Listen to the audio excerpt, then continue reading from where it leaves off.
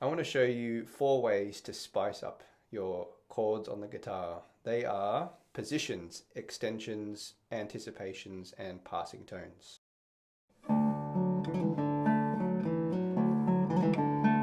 You probably feel stuck if you've ever learned chords on the guitar.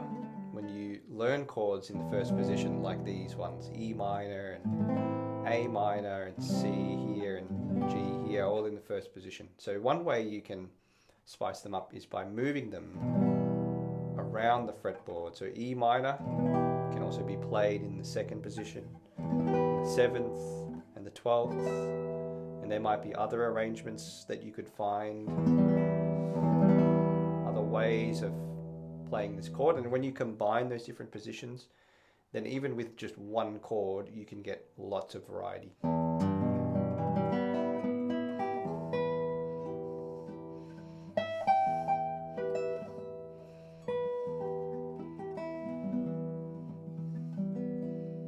So what I just did there was using different positions of E minor to create some music and to spice up that chord significantly.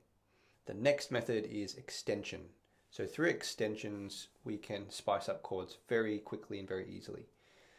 An extension is simply where you add another note to the triad of the chord. So E minor is made up of a triad, which is 3 notes stacked in thirds. E minor requires E, G, and B, like this, E, G, and B. So when we play this E minor chord, we're only playing those 3 notes, E, G, and B. It's just that some of them are doubled. We have a few E's, we have 3 E's in that chord and 2 B's to create that full sounding E minor chord. But through extensions, we can spice up the chord very quickly. So if we just add, you don't even have to know much theory really to do this. You could just play around with the fretboard. And so for example, here's E minor. You can see that the first finger is hovering around this C here. What if I added the C to it, to the chord? Get a nice chord extension. What if I add F sharp here on the first string, 2nd fret? It's quite nice. There's a nice chord extension there. So chord extensions can be a really quick way to spice up a chord. You don't need to know theory really. You can just use your ear, use your fingers to find notes that fit close to your original chords. And that can also be done in different positions. So if you're in E minor in the 2nd position, what if you just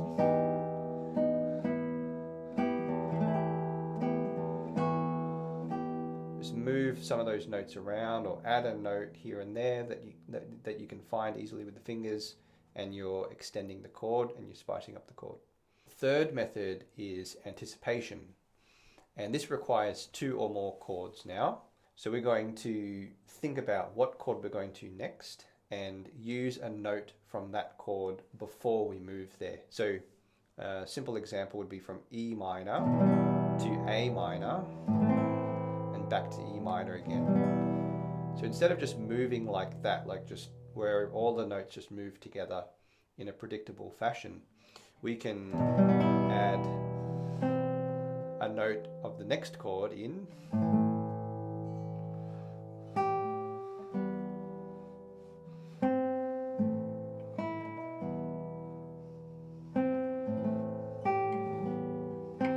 so what I'm doing there is I'm just going E minor, adding the C of A minor, moving to A minor, and then going to G, which is a note of E minor, moving back to E minor.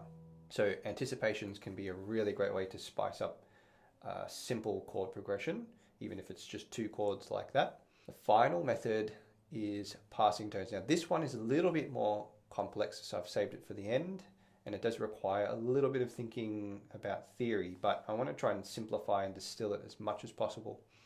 So a chord is made up of a triad, as I explained at the beginning. A triad is 3 notes stacked in thirds, so E minor is E, G, and B. If we were to put that into a formula, that would be 1, 3, 5. So those are called our chord tones, 1, 3, 5. If we use any notes aside from 1, 3, and 5, those are called passing tones. So those passing tones like to move to back to one of the chord tones. So let's start with 1. So the note after 1 is 2. So the second note above E is F sharp. So if we take our E minor chord and add F sharp to it, and then resolve it. This is the difference between extensions, by the way. So we're not just extending the chord, we're treating this note as a passing tone, which is going to move back to 1. 2 goes down to 1. Now 2 is wedged in between 1 and 3, so it could also go up to 3, up to G. Or you could go both. You could go down and then up. And now we're starting to get some really beautiful melodic shape that's dancing against the chord. So there's our 2. Now let's take the note that's wedged in between 3 and 5, which is the note 4.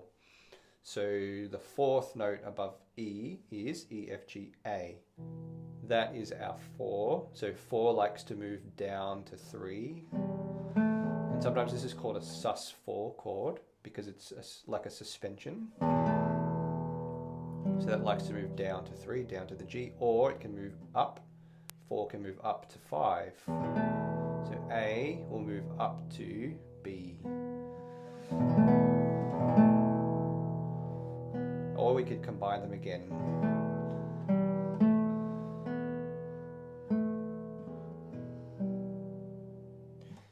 And then we also have above 5, so 1, 3, 5, we also have 7.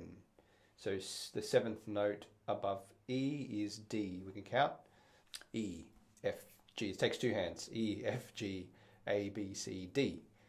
Okay, so that's our 7th note above E.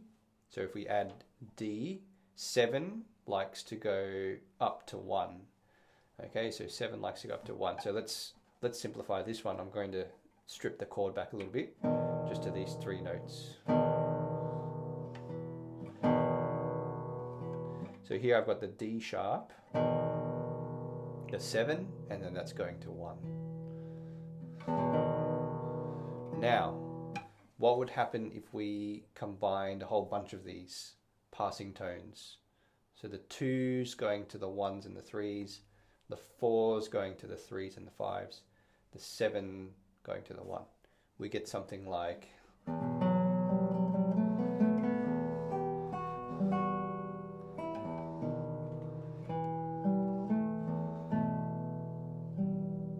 okay, that's just a little improvisation, thinking about those passing tones. So, and that's all in the first position, by the way, so we can combine higher positions if we wanted to.